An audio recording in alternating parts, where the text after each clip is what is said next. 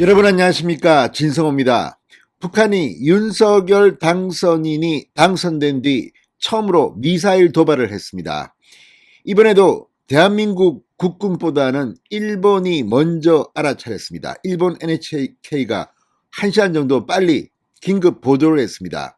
이번에 발사된 이 탄도미사일, 대륙간 탄도미사일 ICBM으로 추정된다고 이 군 전문가들은 말합니다. 아마도 윤석열 당선인의 군기를 한번 잡아보겠다고 김정은이 도발을 한 것으로 보입니다. 그러나 이 ICBM, 흔히들 괴물 ICBM이라고 불리며 미국이 가장 긴장하는 그런 겁니다. 그렇지만 초기에 공중 폭발했습니다. 김정은, 윤석열 대통령 당선인의 군기를 잡으려다가 톡톡히 망신만 당했다는 평가가 나오고 있습니다. 자, 북한은 아마도 다음 달쯤 본격적인 이 ICBM 도발을 할 것으로 예상되는 가운데 미군은 핵 추진 이 항공모함, 잠수함, 전력 자산을 대거 한반도로 보낼 것으로 보입니다. 윤석열 당선인, 특히 안보 외교 분야에는 문재인 정권과는 비교도 안 되는 그런 독립적이고 강경한 입장을 원칙을 밝힌 바 있습니다. 그리고 윤석열 인수위원회에는 김성환 전 외교통상부 차관, 김태호 전 청와대 기획관 등이 이미 인수위원회로 참여해서 이런 북한과의 원칙적인 대결을 예고하고 있습니다. 이런 가운데 북한의 도발 어떻게 봐야 할까요? 진성호의 융단 폭격 시작합니다. 김정은을 융단 폭격합니다. 방송에 앞서 아직 진성호 방송에 구독자가 아니신 분은 붉은색 구독 버튼 눌러주십시오. 더 좋은 방송으로 보답하겠습니다.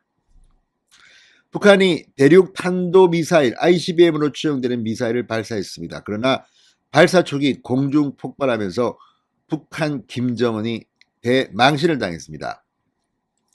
합동참모본부에 따르면 오늘 오전 9시 30분쯤 북한 평양 순안 일대에서 탄도미사일이 발사됐습니다.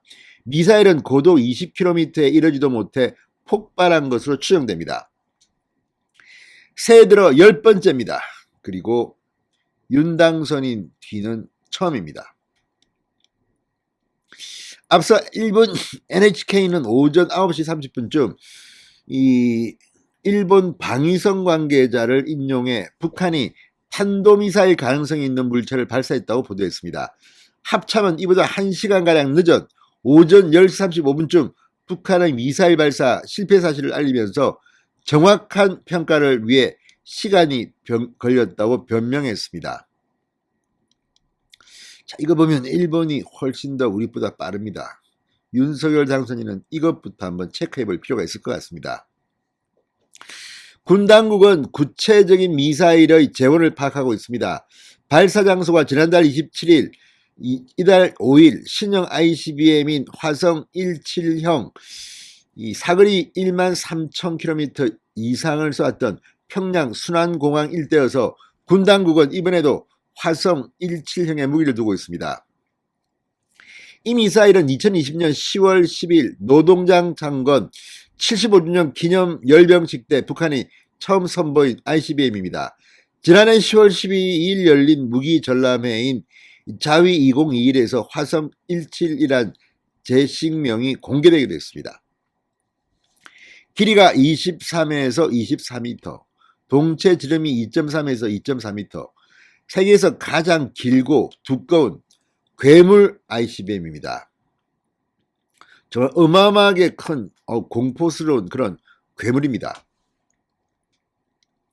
자, 화성 17형은 액체 연료를 쓰는 백두산 엔진 여러 개를 묶어 클러스터링해 만들었다고 합니다. 이충건 과학기술정책연구원 명예연구위원은 백두산 엔진이 그동안 발사에서 신뢰성이 충분히 검증됐지만 이번에는 기술적 문제가 있었던 것 같다고 진단하기도 했습니다.